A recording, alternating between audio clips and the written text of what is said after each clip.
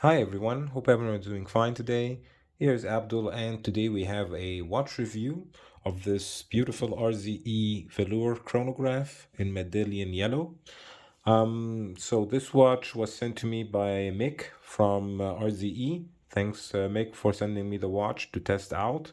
And it's now time to do the review and send it back so another reviewer can experience it and review it. So the watch, I've been wearing it constantly for the past couple of weeks. Really enjoyed wearing it. And first, I was skeptical about the case shape and case size, but after wearing it daily, especially on this FKM rubber, which just grips on the arm, really nice strap that comes with it. I'll show you anyways a wrist shot of it on different strap options and on this one as well. This one being my second favorite. My first favorite was the NATO actually from Watch Bandit, which is also a really good, let's say, color combination with this one. So let's get the specifications out of the way. So like I said, medallion yellow dial. We have a chronograph, so 60 minutes chronograph, 24 hours indicator. We have a tachymeter on the inner bezel. You have a Ultra Hex DLC titanium coated titanium, which has a hardness rating of 1200 HV, which is quite hard, so pretty scratch resistant. You have a screw down crown, which is quite good. And what I really liked most about this watch also is the haptic feeling that you get when you press the chronograph button. So you get really the feeling that you're pressing the chronograph button. And with a screw down crown and screw down case as well, you have a 200 meters water resistant. So let's get the basic dimensions out of the way. So the watch is, depending where you measure it, supposed to be 42 millimeters. Actually 40 if you measure it from here. But if you measure it from there, it might be a little bit bigger. Yeah, 41.5. And the important thing here is the lug to lug. So the lug to lug is 48, 49, yeah, 48.9, let's say. And the thickness is 12.5. So you have a 20 millimeters lug width. So that's the lug width.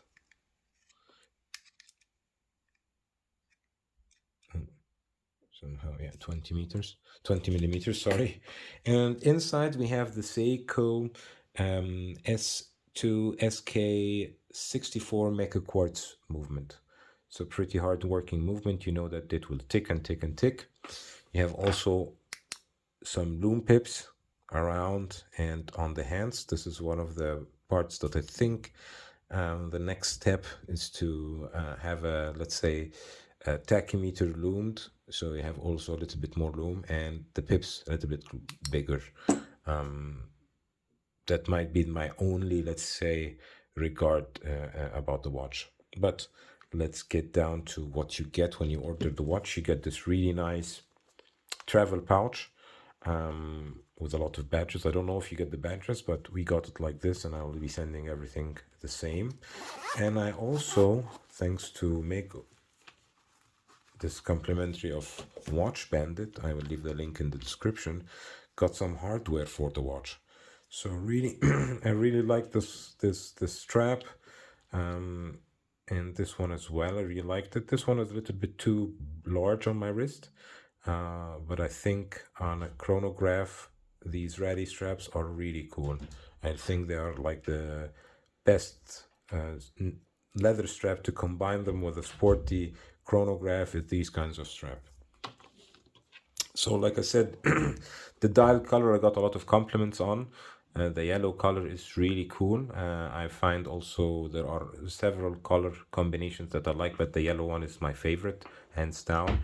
The 24 hours subdial is also very helpful to set up the date and to let's say know always when to change the date safely or not. Anyways, it's a quartz movement, so this will not affect the movement like a mechanical, but nonetheless, it's also very helpful. Running seconds on the 6, which is sometimes, let's say, obstructed due to the central seconds hands from the chronograph, but everything looks nice, everything works. And now for how it looks on my wrist. So just for reference, I have a 17.1 centimeter wrist, so a medium-sized wrist, which is American 6.69 inches. And the FKM rubber strap is definitely a really good upgrade or really good hardware on the watch. You have also a titanium buckle with RZ engraved in it. And as you can see, this is how it looks on my wrist. On the side, a little bit of smidges. Sorry about that. And from the back, it sits flush on the wrist, so it really hugs the wrist. And you, due to the lightness of the titanium, you get to forget about the watch. It's not a light watch per se. It's not too light that you don't feel anything on your wrist, but it's really light that you can wear it every day, the whole day, without feeling that there is something bugging you on the wrist. Quick change spring bars, always welcome, because they make it much easier to, let's say, change any hardware on it. And changing of straps is definitely, which a watch like this makes it even much cooler.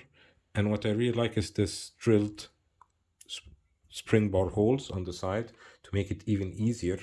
Now I connected it in the wrong direction, the Seiko way, let's say. But yeah, it would still give us a look on how this would look on your wrist. As you can see, looks also quite nice with this one. I left the best for last, so let me get some spring bars and put the NATO on it, and then we'll end the video on the watch on this leather strap. So this is my favorite combination on this gray premium leather strap, and let me just put it on my wrist. You can even change the hardware, so you can put the RZE one here. I don't mind it, to be honest, if the hardware looks okay with it. And here we go. Looks really nice on this. I think this is for the summer, if you want, would be really nice. Even a black NATO strap would also look nice. I have one here. Maybe I'll change them and get back to you. And on the black black NATO strap also looks really nice. It even gives out more the black subdials, and the black inner bezel tachometer just pushes it more. And I really like the touch that the date is on between the 4 and 5 o'clock, and also the date window is blackened, so it matches the subdials and the tachymeter, and it's quite legible as well. So we'll put it on the last strap, and we will give our final verdict. So this is the watch on this rally strap, and I really like it because it gives it the sporty 70s look. The K-shape is really vintage inspired, and definitely yeah, one of my favorite chronographs in that price segment. Like I said, it's $399. I'll leave a link in the description below. It's an unaffiliated link. So if you, there is also, I think, a Facebook group that you can maybe get one second hand, but this is a newer model. I don't think you will find it second hand that easily. So thanks again for watching, and if you have any questions, please leave them in the comments below. And this is an invitation to hit the like button, subscribe, and see you in the next one. Bye bye everyone.